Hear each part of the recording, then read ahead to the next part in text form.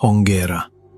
Umechaguliwa kuendesha lori la maiti kutoka hospitali ya wilaya ya Tandahimba hadi makaburi yaliyoko huko Sumbawanga. Utalipwa milioni 2 kwa safari moja ya usiku. Safari inaanza saa 4 kamili usiku, lakini lazima ufike kabla ya alfajiri kufika. Lori lina majeneza 12 nyuma na yote yamefungwa.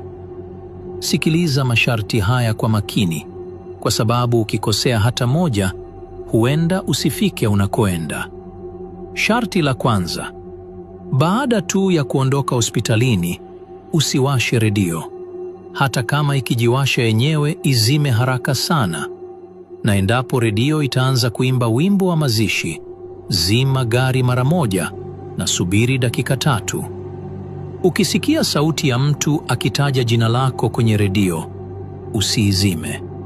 Acha iendelee mpaka inyamaze yenyewe. Ukizima kwa hofu, utagundua dereva sio wewe tena. Sharti la pili: kuna kipande cha barabara cha kilomita 1 ambapo taa za lori zitajizima zenyewe. Usijaribu kuziwasha hata mara moja. Endesha bila taa kabisa na bila kutoka nje ya barabara. Sehemu hii kuna viumbe vya ajabu ambavyo vinahisi mwanga. Endapo utawasha taa, utararuriwa vibaya sana tumboni mpaka utumbo utakapotoka nje. Sharti la tatu: ukifika kituo cha 7, utaona mzee mrefu ambaye hajavaa nguo amesimama chini ya taa ya barabarani inayowaka na kuzima. Lazima ushuke na umsalimie kwa heshima bila kumwangalia sehemu zake za siri. Atakuuliza, wote wako salama? Unatakiwa kumjibu, hapana, wote bado wamelala. Ukishindwa kushuka au ukikosea kujibu, au kwa bahati mbaya ukaona sehemu zake za siri, basi hautafika unakoenda. Badala yake, utajikuta unaendesha lori, lakini haliendi mbele wala nyuma. Sharti la 4: ukifika kituo cha 5, simamisha gari mara moja, kisha fungua mlango wa nyuma. Fungua masanduku yote na kukagua sura za maiti zote. Hakikisha hazijaongezeka na hakuna sura mpya. Ukiona jeneza limeongezeka, usilifungue. Funga mlango mara moja na uondoke kuelekea msituni bila kuangalia nyuma. Ukifungua jeneza lisilokuwepo kwenye orodha, utajikuta ndani yake. Sharti la 5: saa 7 kamili usiku, utaona lori linaanza kutetemeka kidogo. Ndani, maiti zitaanza kuimba kwa sauti ya chini. Usisikilize wala usijaribu kuelewa maneno yanayoimbwa. Wewe focus na kuendesha gari tu. Ukianza kuelewa maneno wanayoimba, utaona mikono ikianza kujitokeza chini ya siti uliokalia na itaanza kushika mazaga au sehemu zako za chini kwa kutumia kucha zake. Sharti la 6: ukisikia jina lako likitajwa kutoka nyuma, usiitikie kamwe. Hata kama sauti ni ya mama yako au ndugu yako unayemjua au aliyekufa.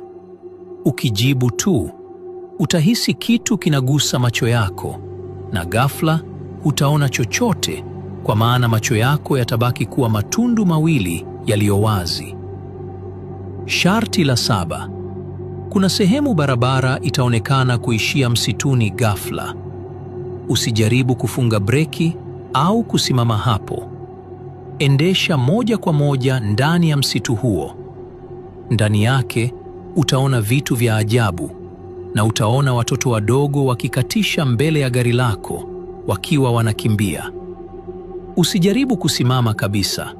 Wagonge bila hofu wala woga. Ukisimama au kupiga kona kwa hofu, miti itaanza kusogea karibu na lori.